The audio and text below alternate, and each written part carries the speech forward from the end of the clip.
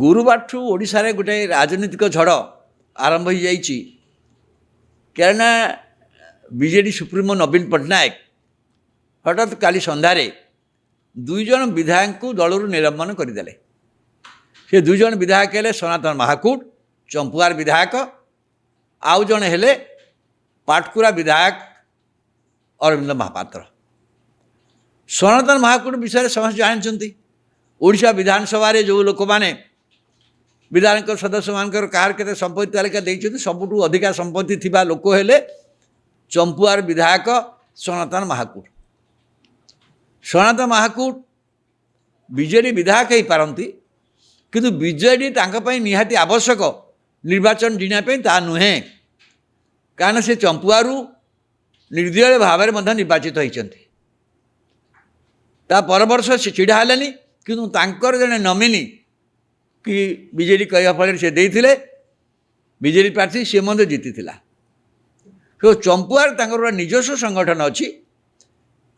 ଏଇ ନିର୍ବାଚନ ମଧ୍ୟ ଚାହୁଁଥିଲେ ଛିଡ଼ା ହେବାକୁ, ନିଜର ଦଳ ମଧ୍ୟ କରିବାକୁ ଚେଷ୍ଟା କରୁଥିଲେ କେନ୍ଦୁଝରର ବିକାଶ ପାଇଁ।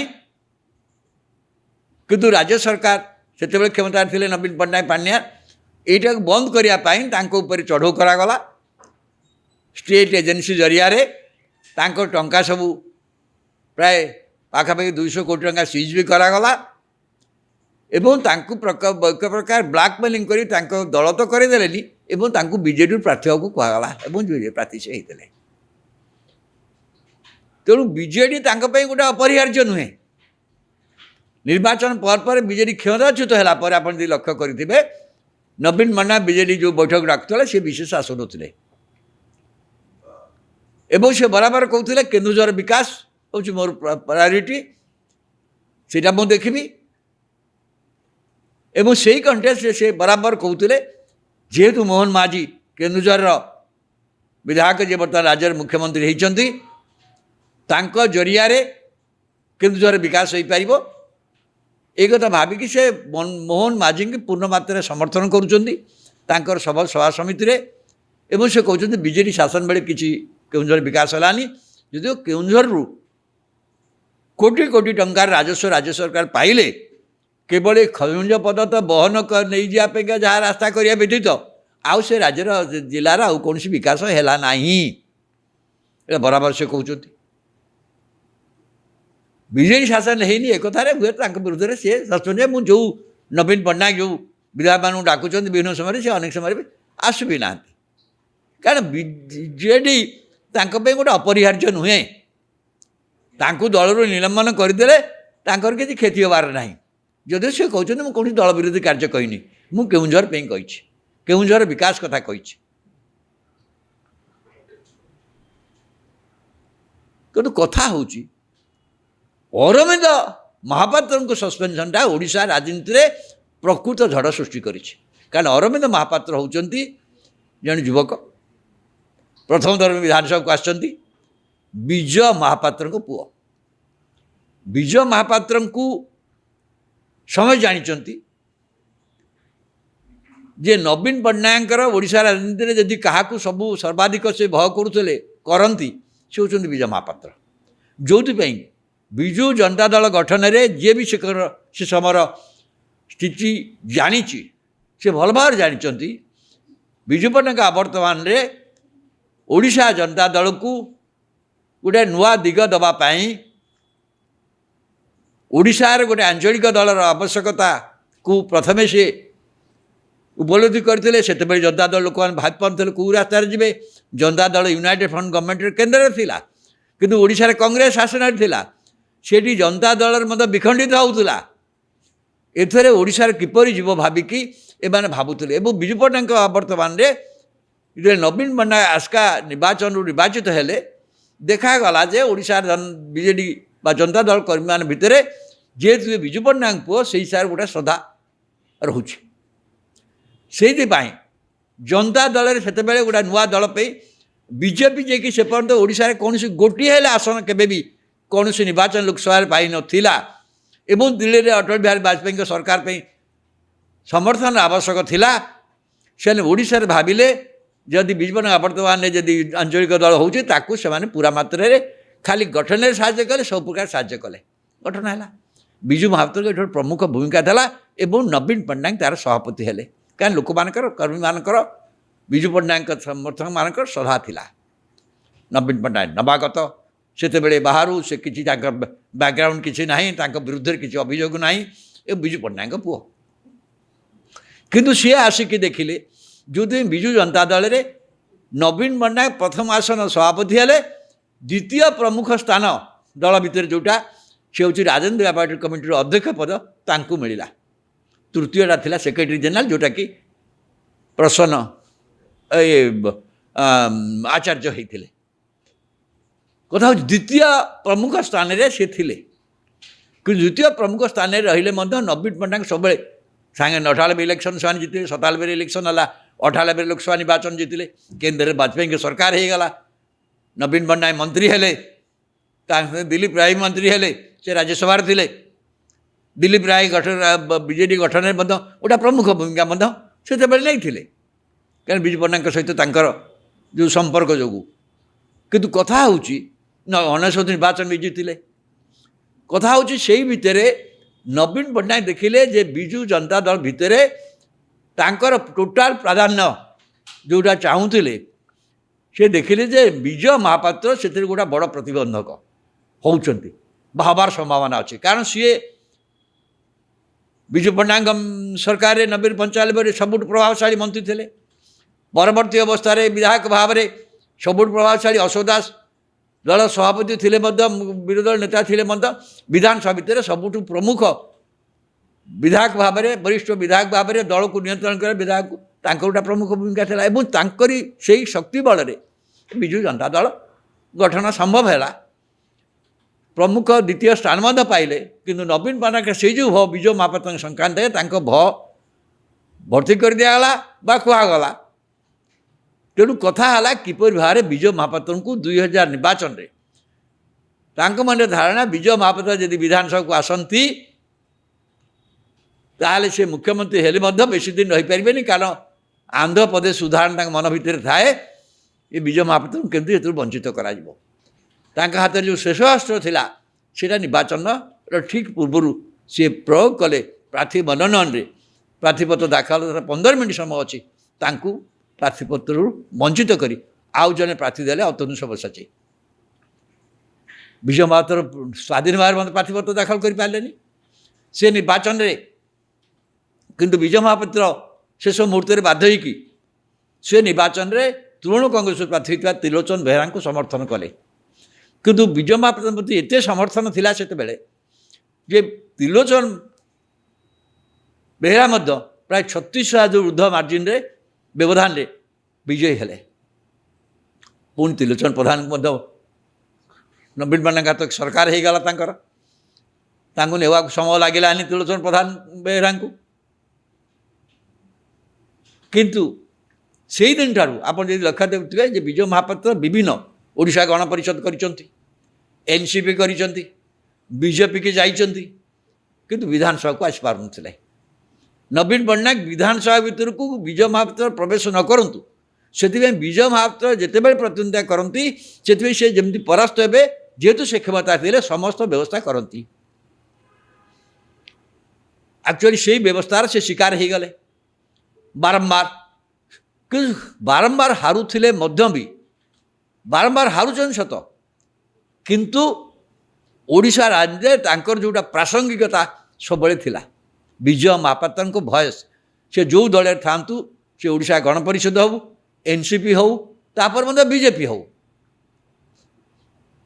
तांकर वक्तव्य सी सरकार विषय कौन कहते ताकू सरकार नवीन पट्टनायक थे मैंने बहुत देखते सरकार जहाँ कर तार इमिडिएट काउंटर केमती करा चिंता करा जाए विजय जदि गोटे विजय प्रति भाव से विधानसभा पूरे दे नथिले किंतु गत निर्वाचन रे पूर्वर विजय महापात्र बीजेपी सहित आउ सक्रियता देखली बीजेपी नेतृत्व चाहिलानी से निष्क्रिय थिला बेले तांको पुओ जी जने उच्च शिक्षित अमेरिका भी चाकरी करुथिले सी आसिकी राजनीतिक जीवन को साधारण जीवन को आसिले एवं सी बीजेडी रु प्रार्थी हेले बीजेडी प्रार्थी होगापी से समय जो जनता दल थे जमी बबी दास कहतु बा नाना बहुत लोक कहते से सहयोग कले नवीन पट्टनायक बुझेले पांड्यान भो तो भी बुझे भी कौन कहीपारूनी जे विजय महापात्र को प्रार्थी करने कि नवीन पट्टनायक गत निर्वाचन राजी गले प्रार्थी कले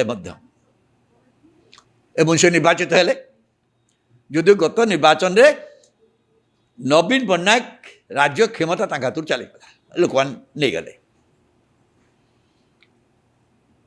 तार तो बहुत कारण से आलोचना करे किंतु विजय महापात्र जे विजय महापात्र पुओ अरविंद महापात्र बीजेडी विधायक हो पारती किंतु किए जब भाव जे विजय महापात्र राजनीतिक सन्यास नहीं गले तो नुहे सी राजनीति अच्छा सी बीजेडी सदस्य नुहति एबे ओडिशा रे बीजेडी जो क्रम अवक्षय प्रक्रिया आरंभ होती से 24 जदि क्षमतार थिले ओडिशार सबुठु शक्तिशाली राजनीतिक दल को 30टा जिलार जिला परिषद अच्छी पंचायत समिति अच्छी पौर परिषद अच्छी किंतु ये दल गोटे अवक्षय क्षमता चली क्षमता जरिया चली खाली क्षमता जरिया चली क्षमता चलीगला गोटे अवक्षय प्रक्रिया आरंभ होती अवक्षयर आउ गोटे कारण हूँ गत निर्वाचन में जो कारण हारिले सेटा दल के समीक्षा ठीक भाव कला नहीं एवं नवीन पट्टनायक बयस स्वास्थ्यगत अवस्था ताकू लोक देखिले एवं नवीन पट्टनायक स्वास्थ्यगत आ बयसगत जो गत निर्वाचन पूर्व जो देखते 3-4 वर्ष काल कोविड बेलू वस्तुत ओडिशार शासन एवं बीजेडी परिचालन भार संपूर्ण भाव में से VK पांड्यान को हस्तांतर कर देते ता विरुद्ध लोक मैंने विद्रोह है एक कथा से कर मुख्य कारण कौन थिला एवं जो VK पांड्यान दायित्व नेले देले आप देखिए यही पीरियड भितर सी एटी ओडिशा रे से शासन काल रे प्रथम नवीन पट्टनायक थे गोटे क्लीन इमेज थिला तो लोक भावुले ठीक किंतु से समय सर्वाधिक भ्रष्टाचार है खनिठू नहीं कि चिटफंड बंद तेणु भ्रष्टाचार को जब विरुद्ध रे केंद्र सरकार कार्यानुष्ठान न करते से केंद्र आगे एमाने सरेंडर आत्मसमर्पण कले केंद्र सब कथा समर्थन कले रहिले विरुद्ध कार्यानुष्ठान हेनी एपरिक शेष मेट कथबार्ता भी है कि मेट हो पारानी सरकार है गोटे आंचलिक दल विरुद्ध रे बीजेपी ओडिया असुविधार कथा उठेला कारण VK पांड्यान प्रमुख भूमिका रहिले कैंपेन एवं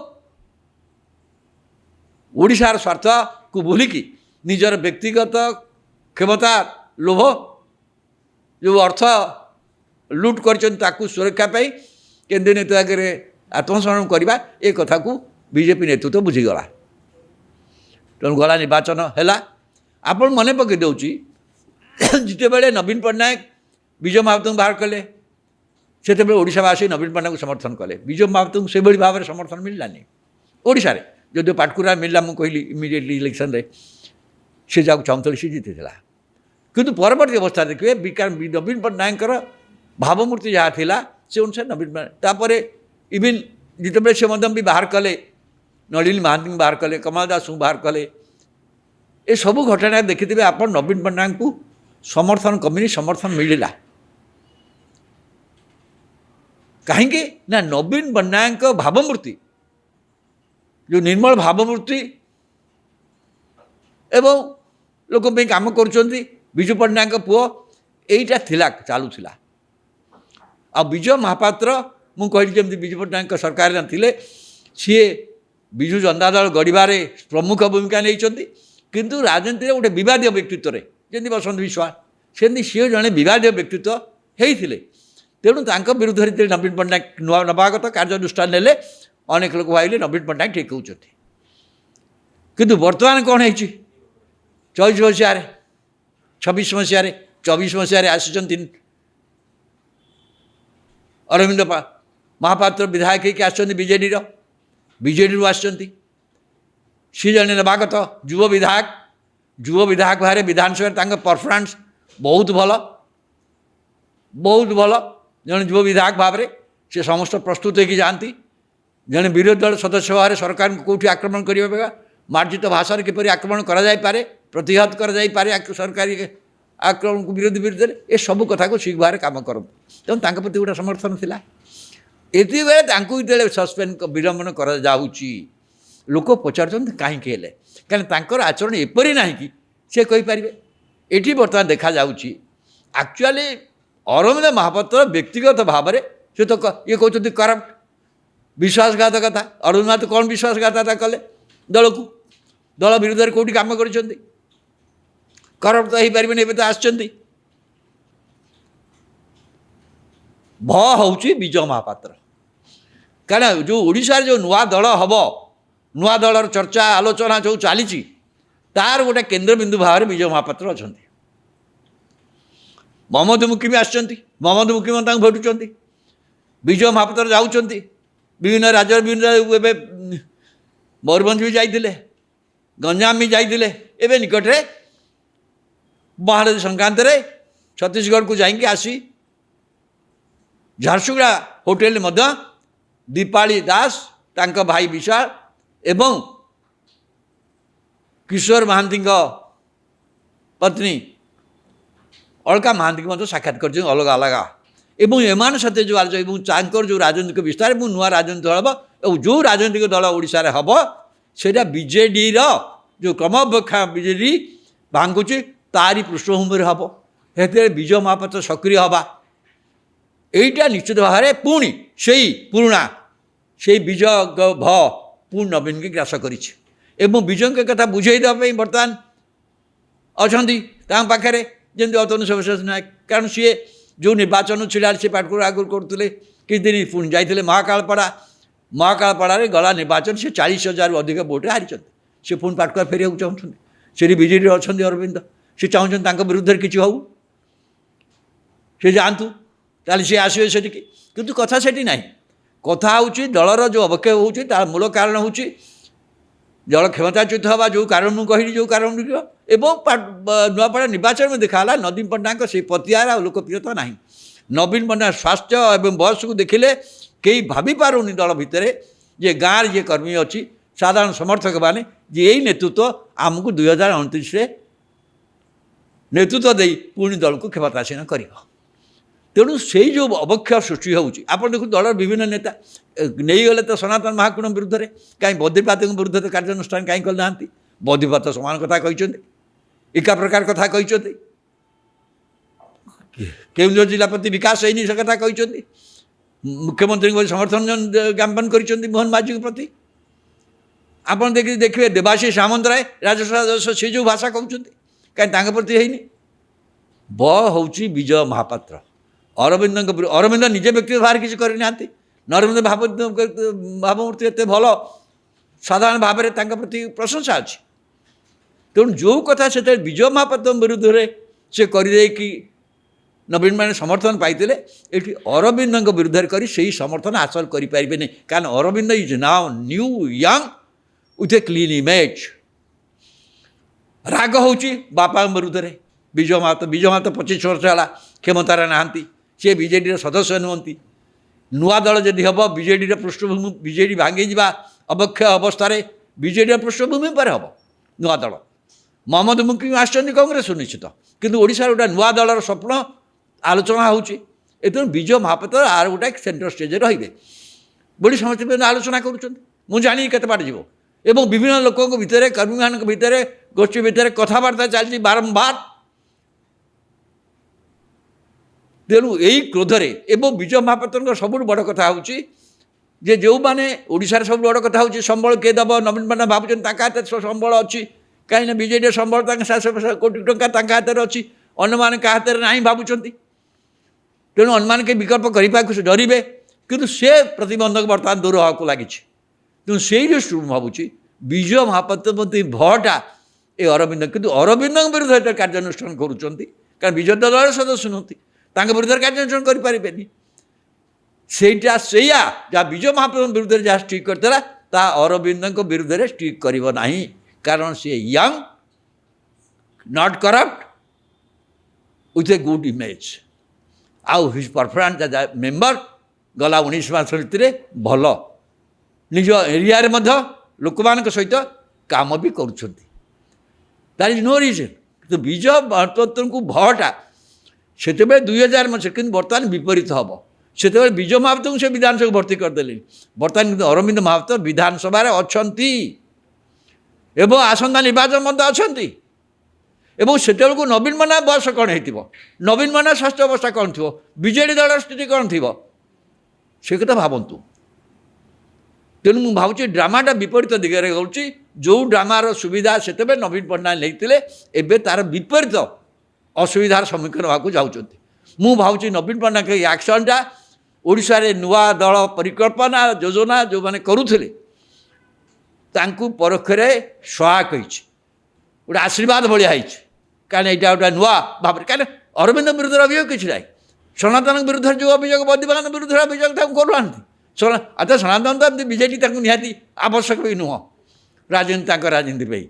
ତ ସେହି ପରିପ୍ରେକ୍ଷୀରେ ମୁଁ ଭାବୁଛି ବିଜୟଙ୍କ ଭୟ ନବୀନକୁ ବା ନବୀନ ବନ୍ଧୁମାନଙ୍କୁ ଏତେ ଘାରିଲା ଯେ କିଛି ପାରିଲେନି, ସେଥିରେ ତାଙ୍କ ପୁଅଙ୍କ ବିରୁଦ୍ଧରେ କାର୍ଯ୍ୟାନୁଷ୍ଠାନ କଲେ।